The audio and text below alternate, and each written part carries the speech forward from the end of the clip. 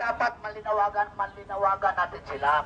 Malinaw yan na isigaw na ninyo na ang magnanakaw at mastermind si Marcos. Dahil kahit baliktarin pa ninyo ang mga nagnakaw, mga tao ni Marcos. Tama! Kaya kantaan mo nga, Tatay Ben. Marcos, Marcos, magnanakaw. Marcos, Marcos, magnanakaw. Sabay-sabay tayo. Marcos, Marcos, magnanakaw. Magnanakaw si Marcos. One more time. Ready, go! Marcos, Marcos, magnanakaw. Marcos, Marcos, magnanakaw. Marcos, Marcos, magnanakaw. Magnanakaw si Marcos. Marcos resign. Aristuhin. Ikulong sa selda 13. Marcos resign. Aristuhin.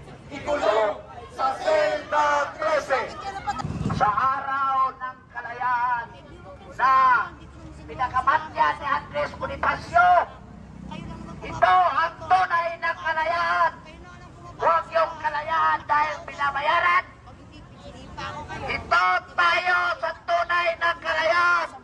Huwag tayo doon sa kalayaan ng mga kurakot.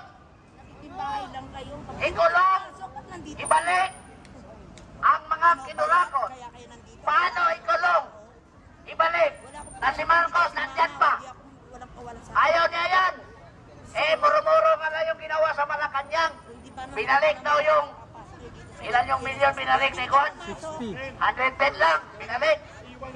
Naiwang ng 900. Tapos, sino magbigay ng ebidensya? Yung taong nagsauli. Hindi. Muro-muro lang yun ni Marcos. Para ibig sabihin, nakikilamay siya sa taong bayan. Niluloko tayo. Sabihin na natin, niluloko tayo ni Marcos. Ha? So huwag tayong maniwala. At dahil niloloko tayo, Tatay Ben, ang panawagan ng mamamayan, Marcos, sumuko ka na! Narinig, sabay-sabay. Marcos, sumuko ka na! Mabukas! Para marinig ng mga polis. Marcos, sumuko ka na! Dahil nililito mo lang ang tao. Yung may dalang bandila, naligaw yon. Oo. Pero okay na rin manatili sa Yung mga dalalang bandira, sumisigaw sa lana, ikulong kasi ang kurakot. ang panawagan ng taong bayan, malinaw. Marcos resign. Aristuhin. Ikulong sa selda 13. Marcos resign. Aristuhin. Ikulong sa selda 13. Marcos resign. Aristuhin. Ikulong sa selda 13. Yun ang tamang panawagan. Tinatama lang namin ang panawagan. Kasi mahirap na alukin ang mga tao pabalik-balik sa EDSA, pa ulit-ulit ang sinasabi na ikulong ang mga kurakot. Pero sinong ikulong? Si Marcos. Sila yun. Kaya siya ang mastermind. Kasi yung mga taong nangurakot, tauhan niya at may parte siya sa iba. Correct. Diba? Nakakasawa na. Tayo'y naglaan ng oras, panahon, energy, para magsigaw na ikulong ang mga kurakot. Tapos, wala tayong makulong. Dapat kulungin na si Marcos. Dahil 3 taon siyang naglaan na budget para lang nakawin. Di ba yun ang katotohanan? Ang katotohanan, doon tayo. The moral issue is...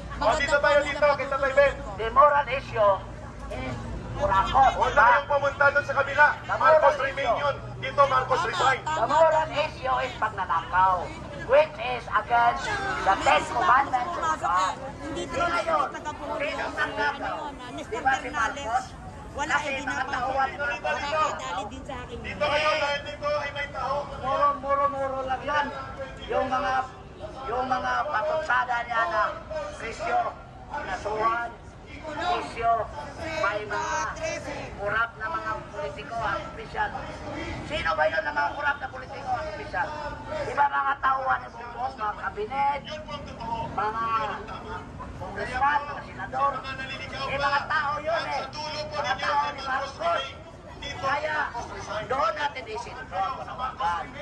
Ang pangungurakot ay hindi titigil kung si Marcos hindi mawala. Sayang lang ang pagod natin. Sayang lang ang sisigaw natin na ikulong ang mga kurakot.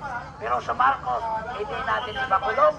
Dito, ang panawagan ng mamamayan, Marcos ay siya ang kriminal na mastermind. Gusto nyo adik at magnanakaw, ayaw nyo na ang mga drug lord ay natutumba. So takot kayo, ano? O, dito tayo. Iiwan pa ang kinulong. Kaya, Tatay Ben, sabayan mo ko ang panawagan, Marcos, sumuko ka na! Isa pa. Marcos, sumuko ka na! Yun! Huwag na kayong pumunta sa Marcos Remain. Dito kayo sa Marcos Resign. Nakapagod yung maglakad na walang sisigaw na Marcos Resign. Kasi masakit ang paa eh. Yung mga tagalasal, nandiyon na sa loob ng Robinson, nag-stack na lang. Kasi sawa na daw sila magsigaw na ikulong ang mga kurakot, tapos si Marcos hindi ikulong. Yan o, nandyan lahat mga tagalasal. Nasa loob ng Pag-uwi na nila ang panawagan nila. Kulong mga kurakot. Kulong mga kurakot. Dapat ganito. Kulong si Marcos. Kulong si Marcos. Kulong si Marcos. Kulong si Marcos. Kulong si Marcos. Kulong si Marcos. Kulong si Marcos.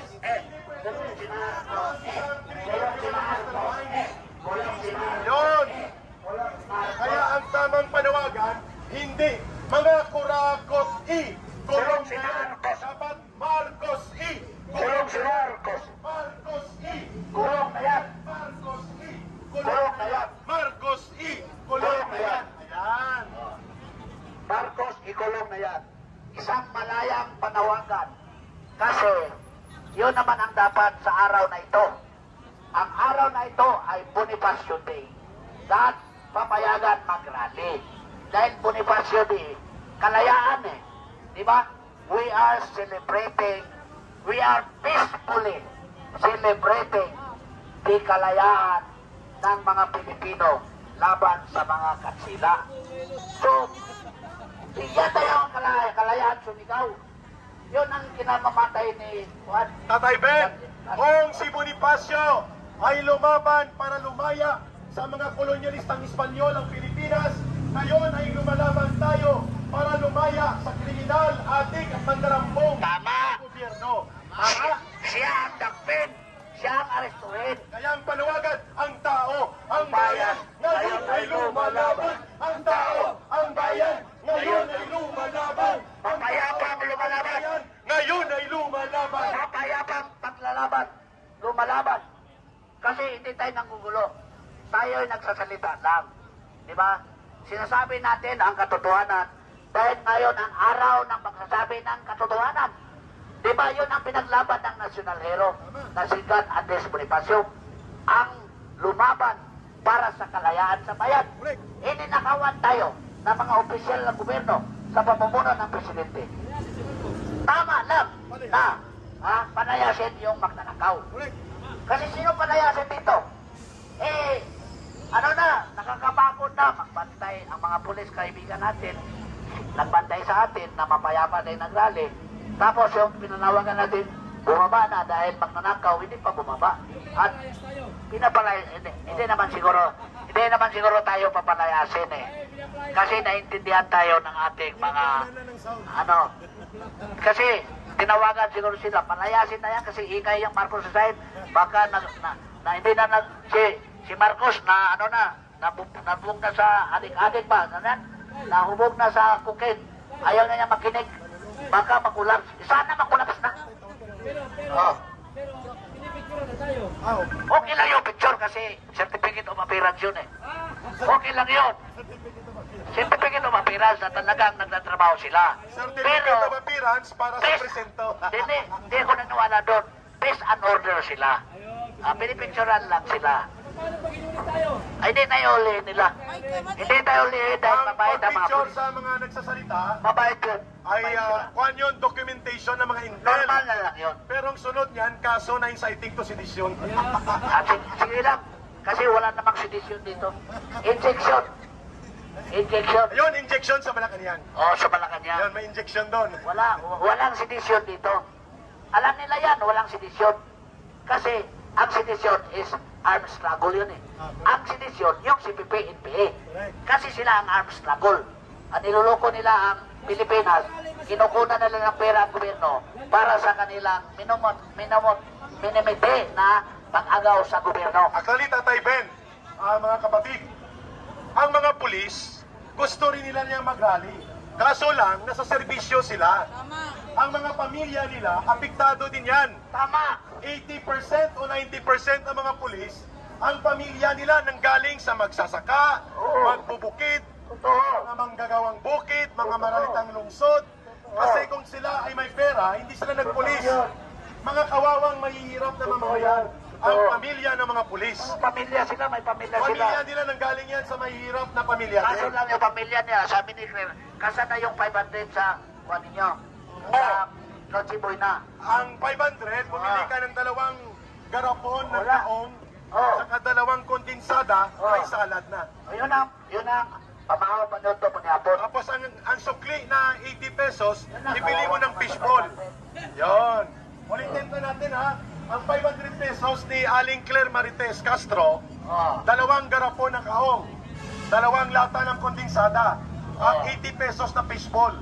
Yan. Pero pag si Marcos at si Romualdez sa magnakaw, ay bilyon-bilyon. Bilyon-bilyon ang Kaya ang budget. panawagan, tayo dito ka na, Marcos remain doon, dito Marcos resign.